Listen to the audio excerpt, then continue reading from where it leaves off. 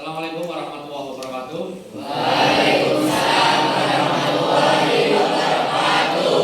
Gimana kabarnya hari ini? Baik. Sehat semua ya? Ya. Hari ini kita akan berinteraksi tentang keuangan generasi muda.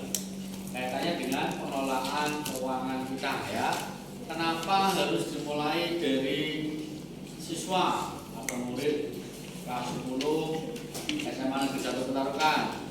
Karena apa?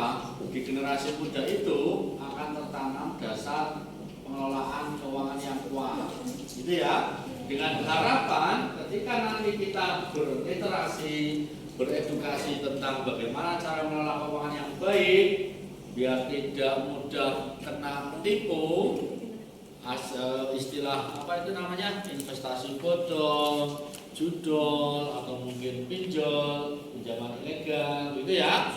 Kita akan bersama-sama memberikan literasi ya tentang literasi keuangan di generasi muda, khususnya pada tugas dan wewenang OJK. Apa itu OJK? Otoritas Jasa Keuangan. Ini ya simbolnya. OJK lahir sesuai dengan Undang-Undang Nomor 21 Tahun 2011. Itu lahirnya OJK. Yang tadinya sebelum OJK lahir atau ada OJK, tugas kewenangan untuk mengawasi bank dan sebagainya ada pada Bank Indonesia atau bank. Itu ada tugas dan kewenangan otoritas jasa keuangan yang sering kita tagline-kan ya. Itu yang pertama, mengatur, mengawasi, dan melindungi ya. Coba saya tes dulu. OJK Mengatur, mengawasi, melindungi. Sebagainya, gitu ya. Tugasnya apa? Melakukan pengaturan dan pengawasan terhadap kegiatan jasa keuangan. Ada sektor pasar modal dan sektor IKNB. Ya. Apa itu IKNB? Industri keuangan non bank, atau dulu namanya lembaga keuangan bukan bank. Bisa koperasi, bisa jasa finansial yang lain dan sebagainya, gitu ya. Kemudian ini lembaga jasa keuangan yang diawasi, ya, lembaga keuangan non digital dan digital. Jadi OJK itu mengawasi seluruh sistem keuangan, sistem pembayaran dan sebagainya yang ada di Indonesia, gitu ya. Yang diawasi kalau yang non digital itu ada Bank Umum dan Bank Syariah. IKNB, apa itu IKNB tadi? Industri keuangan non bank. Contohnya apa? Koperasi, FIF ya, mohon maaf itu menyebut nama. Kemudian ada yayasan yang berkaitan dengan mengumpulkan uang dana masyarakat. Ya, selain bank namanya IKNB. Ya. Kemudian pasar modal, jual beli saham, obligasi, reksadana dan surat-surat berharga yang lain, itu diawasi oleh OJK. Kemudian yang digital, ini ada 86. Kemudian fokus pada melindungi, tugas yang ketiga. Ada beberapa modus investasi ilegal dan penipuan digital. Ada scamming, ada phishing dan sebagainya. Pernah kalian diiming-imingi gitu ya, coba investasi ini, pasang 1.000, 10.000, nanti akan dapat, kalau muncul angkanya dan beruntung akan dilipat gandakan. Nah, itu namanya kejahatan investasi ilegal, gitu ya. Jadi ketika nanti ada pengaruh, ada ajakan investasi apapun namanya, tabungan berhadiah, apapun namanya, yang melipat gandakan uang itu jauh lebih besar dan sangat-sangat besar, itu patut dicurigai. Pasti terindikasi investasi yang ilegal, gitu. Ini ada 76 pensiunan guru, investasinya bodong, ya. Jadi uang puluhan juta ditaruh di lembaga keuangan tertentu, ya, apapun namanya ternyata mau diambil dulu tidak ada. Nah, ketika ada investasi, ingat 2L. Apa 2L? Legal dan logis. 2L ya. 2L itu begini. Ulangi 2L. 2L. Legal dan logis. legal itu bagaimana? Itu ada dasar hukumnya, diawasi oleh OJK, ada LPS, lembaga penjamin simpanan dan sebagainya. Itu ya. Logis itu apa? Hasilnya yang dijadikan itu wajar. Dapat bunga 1%, 0,5% itu wajar. Ya. Yang tidak wajar itu lebih dari 10%.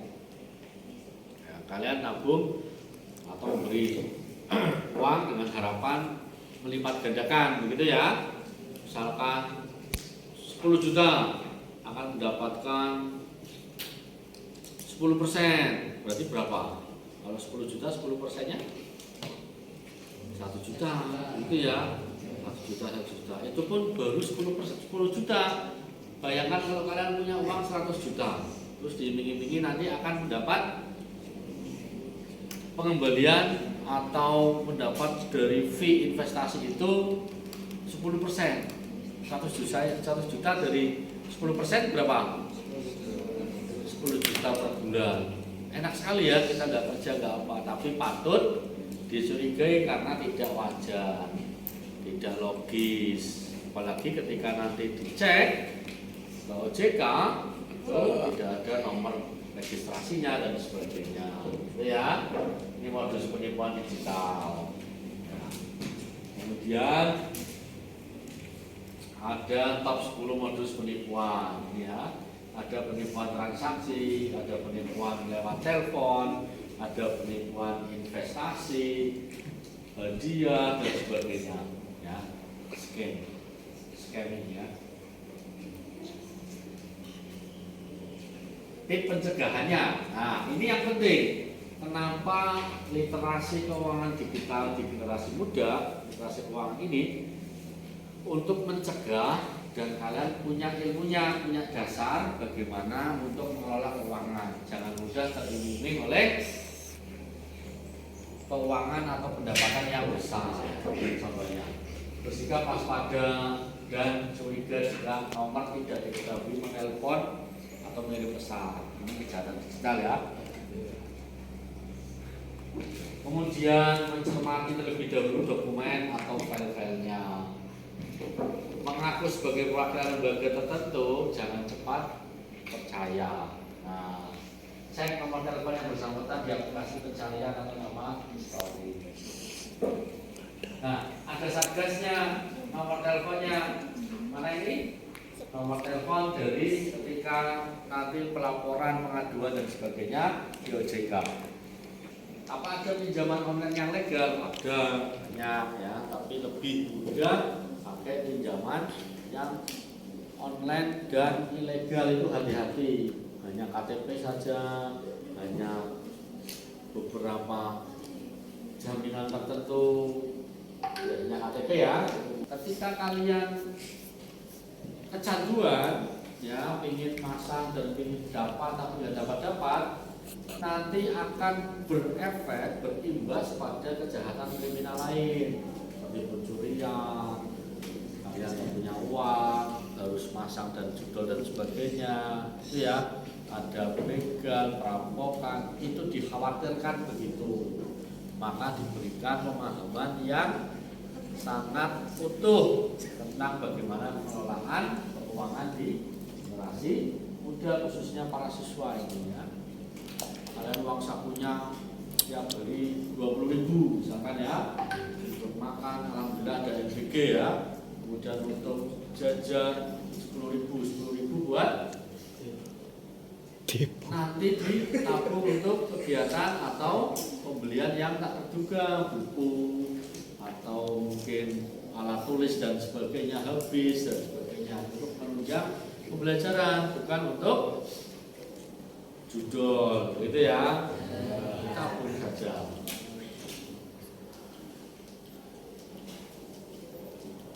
Nah, ini kontak OJK 157 atau WA-nya 081 157 3 kali. Ya. Itu 2 pilihan. Ya. Kalau ada yang mencurigakan dan sebagainya, silakan ada nomor OJK 081 157 157 157 atau emailnya itu 021 157 untuk telepon WhatsApp gitu ya. Nah, itu yang bisa saya sampaikan, mudah-mudahan bermanfaat dan saya harapkan dengan literasi keuangan di generasi muda sejak dini di kelas 10 ini mudah-mudahan akan menjadi kewaspadaan bagi kalian bagaimana cara mengelola keuangan yang baik. Oleh karena itu saya menyiapkan untuk banner ya, pemahaman nanti setiap kelas saya masuk dari kelas 10 sampai 11 dan 12 ya, nanti ada di laman sosmed saya baik itu IG, baik itu FB maupun YT ya, atau YouTube dan TikTok itu ya. Mudah-mudahan kalian bisa mengelola keuangan dengan baik. Sekian, assalamualaikum warahmatullahi wabarakatuh.